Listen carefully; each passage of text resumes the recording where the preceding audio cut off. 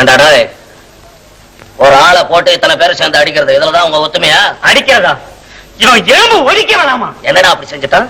இவன் செஞ்சத சொன்னா நீங்க கூட போக அடிப்பீங்கண்ணே. டேய், நான் உன்ன மாதிரி மிருகம் இல்லடா, எனக்கு கொஞ்சம் புத்தி இருக்கு. என்னதான் ஒரு மனுஷன் தப்பு செஞ்சாலும் இத்தனை பேர் சேர்ந்து அடிக்கிறது அவனே. இவன் பெரிய துரோகின்னு இவனை இதோட விடக்கூடாது. அவன் என்ன துரோகம் செஞ்சா அதை சொல்ற?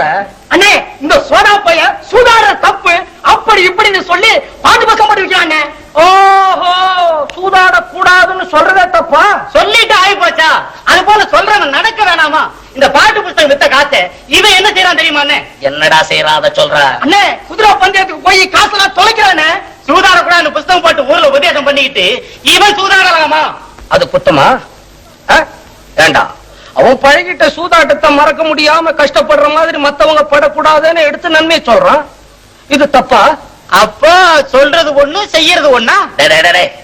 சொல்றவன் சொந்த வாழ்க்கைய பத்தி எல்லாம் கிளறி பார்க்காதே. அவன் சொல்றதுல அறிவுக்கு பொருத்தமா இருந்தா நடங்க, இல்லன்னா போங்கடா. அதுக்காக இல்லண்ணே. எதுக்கா இருந்ததா என்னடா? இந்த காலத்துல நல்லதை சொல்றவங்களே நாட்டுல கொஞ்சம் பேர் தான்டா.